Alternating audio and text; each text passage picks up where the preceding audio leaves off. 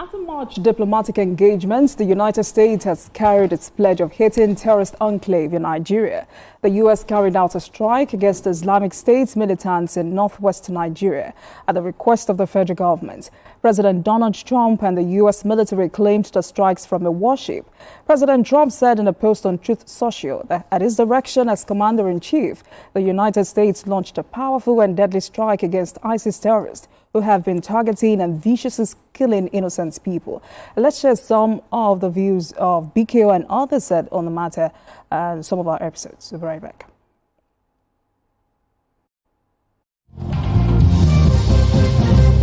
The truth is, indeed, they've started those, and they are not doing it for fun.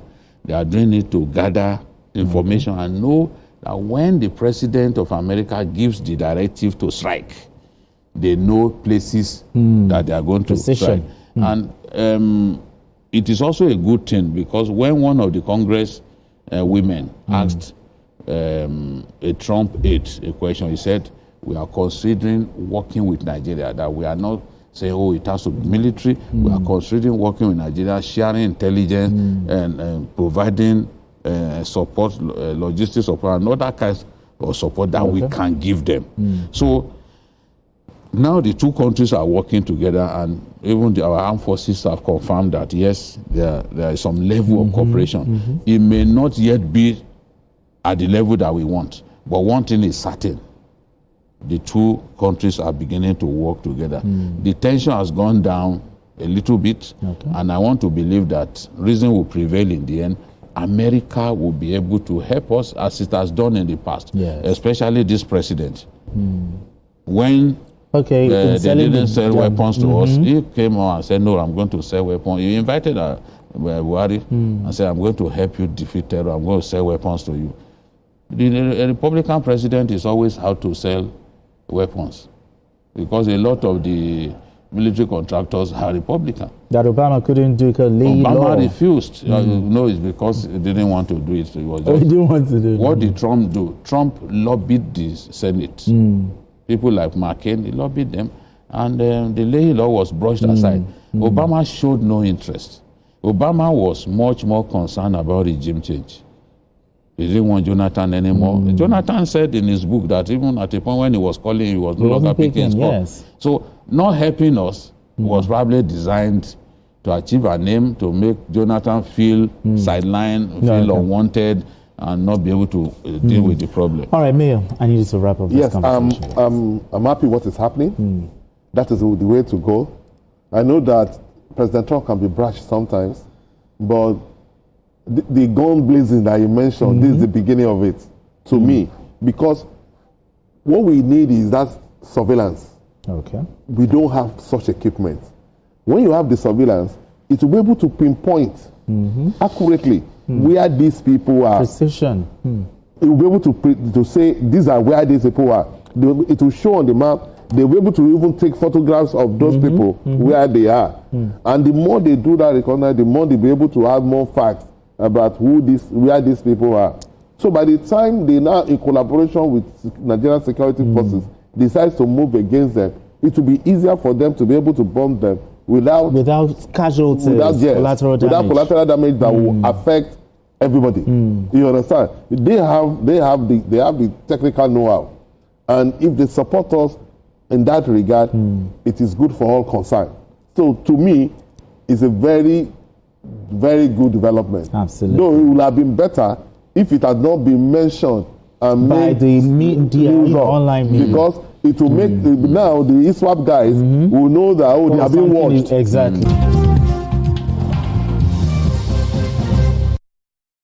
All right, then, Minister of Foreign Affairs, Yusuf Tuga, will be joining us for this conversation. But before then, let's have this conversation with BKO and Mr. Adewale Adeoye. Gentlemen, an operation has been carried out. Is this good for us? Were we expecting it? And why Sokoto State? Let me start with you, BKO. And I ask because, there are some people often on social media who are genuinely ignorant of why Sokoto State was targeted. I mean, you hear them say, we know about Zamfara, we know about Kebbi, we know about Katsina, but why Sokoto State? These are very ignorant people talking, and if you want to learn, you have to run away from the ignorant. first and foremost, the US and Nigeria working together reserve the right to launch attacks anywhere. Whether it's Sokoto, whether it's Zamfara, whether it's anywhere. Today in Sokoto State, many states, many local governments are full of bandits. Sabombrini, Rabah, Tangaza, Tambuwal, Isa, Tureta. These are all local governments where you have a huge presence of bandits. Remember the killing of a district head, the district head of Gobirawa. Yeah. Was it not in Sokoto that it happened? In Sokoto, we have a considerable presence of Nigerian bandits. Even Bello Tuji is very active in Sokoto. He has cells in Sokoto State. Lakurawa, they are very active in some local governments in Sokoto and very active as well in Kebbi State. There are some elements of ISIS that are present in Sokoto State as we speak. And because Sokoto shares a border with Niger State, Niger Republic, these people move in and out, and are difficult to track. The American who was kidnapped some years ago and had to be rescued by US forces with support provided by Nigerian troops was taken to Sokoto. It was in Sokoto that that rescue mission was executed. So who told them that there are not many bandits in Sokoto? Who told them that Sokoto is not qualified to be bombed? Who told them? How did they know that, oh, Zamfara? Yes, a lot of stories of banditry. Yes, Zamfara is the epicenter of banditry. But they reserve the right to begin where they think is the best place to begin. In fact, that is the right strategy, because Zamfara will have expected that, okay, they will be attacked first. Many of us actually thought that the ISIS camps in the Tumbus of Borno State will actually be the first place they will go, because they actually conducted some reconnaissance work in Borno State. But those who are familiar with the military know that the military always like to catch everyone by surprise. So while they conducted a lot of reconnaissance, they did a lot of reconnaissance work in Borno State, they didn't start the bombing in Borno State. It is a question of strategy. It is a question of what you think is right. During the Gulf War in Iraq, many people predicted that US troops will enter Iraq using amphibious assault.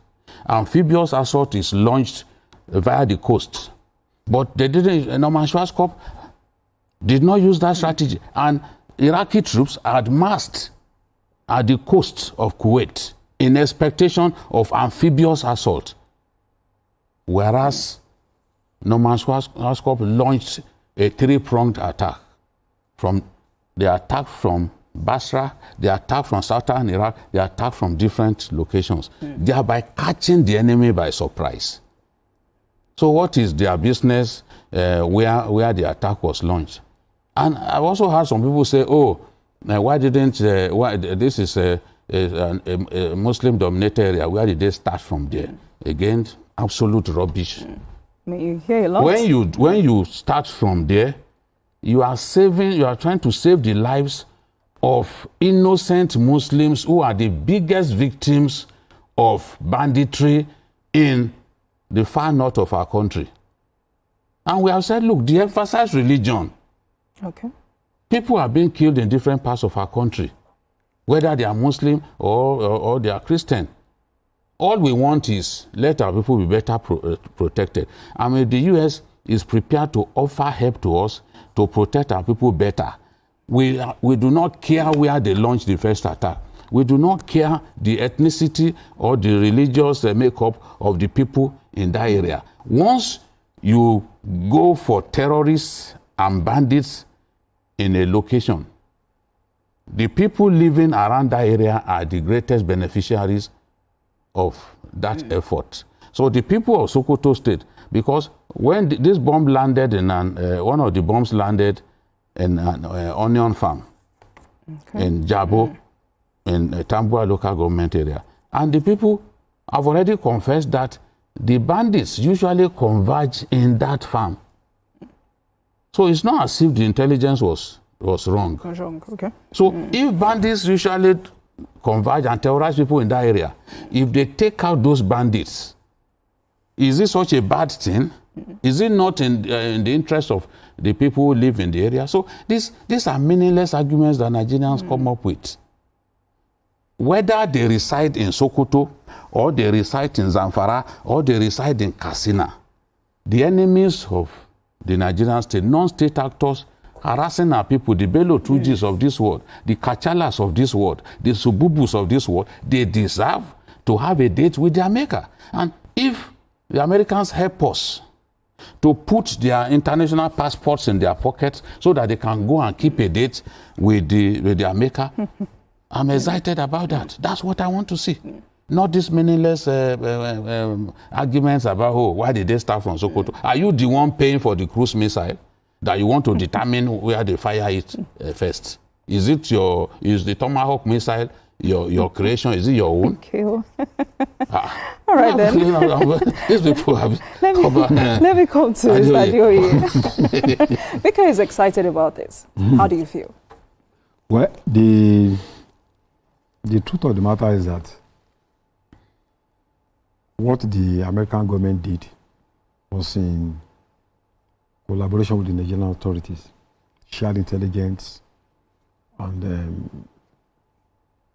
the attack came as a surprise, even though President Trump gave the hint some months ago. And I think it was guided with a lot of secrecy. No journalist, no matter how investigative you are, or even government officials who are even in the security network, will say that they were aware. And it was around 10 p.m. on Thursday. Usually the Americans strike around 2 a.m., 1 a.m. This one came 10 p.m. And it came with surprise, precision, and impact. And up till now, there are no casualties in terms of human casualties.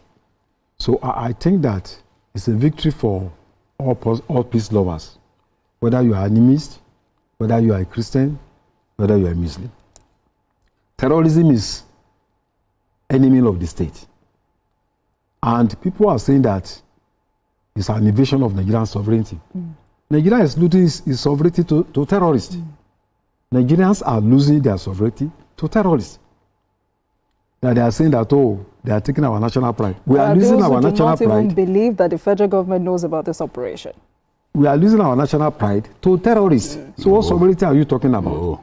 So the Americans and Nigerian government have come to save the sovereignty of Nigeria, to reclaim it from bloodthirsty terrorists. And I think from what I'm reading on the social media, not all Nigerians, a section, a lousy, tiny, lousy section. Yes. They are probably serves as propaganda machinery for the terrorists. They are doing this for so many reasons. In the first place, they are not in power. Anything that the government does, they are opposed to it. The other thing is that some of them have sentiments for terrorism because of their own ideological beliefs. So, for me, I think that what happened on Thursday was a very good development, was something that we should all be very happy about. And it has shown clearly that the terrorists are not fortified. All this myth that, they are in the forest, they cannot be reached and all that, is an illusion. It shows that where they are, people are aware. Intelligence community are aware of where they are. It also shows clearly now that Nigeria is not alone in this battle. It has become an international battle, and it means there's no hiding place. So could this lead to increased foreign support or influence in Nigeria? Definitely. I think what has happened now, you will see that though they will come out to seek revenge, but it's like the last kick of a dying horse. Because I know they are going to react. But I can tell you that Nigeria is going to have more information about their handouts. There will be more collaboration with the international community to ensure that they bring them on their needs. And those who are supporting them, because I've read some statements of some people, you ask yourself, these groups are linked up with, they have links with ISIS. In Syria, Syria is fighting ISIS. Iraq is fighting ISIS. Saudi Arabia is fighting ISIS. There is no Muslim country, even Pakistan, that is supporting ISIS. So if you have a terrorist group that is linked up with these extremist groups that are based in Syria and Iraq, that don't have a state of their own, even their leader was killed in 2019, al-Baghdadi. So on what basis can any rational human being come and support these fringe elements? So I think we need to realize that it's coming to an end. Terrorism is going to come to an end in Nigeria, but it has not come to an end. Okay. We still need to do more. But it has shown clearly now that Nigeria is not alone, in waging this battle, that Nigeria is going to receive support from the highest authorities all over the world. And I think it's a great advantage. So the ignorant people are saying Sokoto shouldn't have been attacked, that there's not so much banditry. It is the height of ignorance. 10 local governments in Sokoto, I was reading now some of their names. 10 local governments. Banditry is very, very prominent or very prevalent. Sabombrine, Isa, Goronyo, Wurno, Tureta, Raba, the local government of the late Sadana of Sokoto, Dengeshune, Shagari, Tangaza, Kebe, Binji, Silame, Gudu. So if bandits are terrorizing this whole area, I've read about 12 or 13 areas. If bandits are prevalent, running rampant in these whole areas, why should any rational being be saying they shouldn't be targeted, or it should not have been among the first to be targeted? Because Sokoto is where in one day they killed up to 100 people in Sokoto. And this Lakurawa, the new terrorist group, they are very active in Sokoto. There was a time that the former governor had to even plead with them. That's what's his name? Tambua. Pleaded with them. They retreated, but now they are back. So should we fold our arms and leave people who have links to ISIS? We leave them alone to be killing our people? I don't think any Sokoto person, anybody from Sokoto town, will say that, bandit camps shouldn't have been targeted in Sokoto, because they are the ones who feel the pain. Those who do not move around, who sit in their offices, who sit in their houses, they will never know where the shoe pinches for the victims of banditry in our country. They will never feel the urgency. Thank you for going there, BQ, because I wanted to ask you, how do you think local communities should react to these airstrikes, especially when they hear people say, it should have been Sambisa forest, it should have been this, it should have been that? Who told them that they will not go to Sambisa? If you ask me, I don't even want them to go to Sambisa first. Why not? I prefer them to go to ISWAP positions in the islands of Lake Chad. That is where the fortress of ISWAP is. And then the Timbuktu Triangle. I'm sure you heard about the Timbuktu Triangle. It is a fortress for ISWAP in Borno State. This is a place where they've stayed for so long. That video of the general, the theater commander, who was talking to the then chief of army staff, I'm talking about General Shegun Adeniyi. That video was shot inside the Timbuktu Triangle. And the man was telling us, we've lost, that they've surrounded us, we've lost our MRAP and all that. So for me, if I have my way, I would expect them to go to that place. Or all of those areas around Damboa that makes it difficult for people to travel along the Damboa-Maiduguri highway. So everybody will have his opinion. But you cannot say they shouldn't have gone somewhere. If they've gone somewhere, it's because they know that terrorists are resident in that area. You don't have the intelligence that they have. This thing they've been preparing for some time.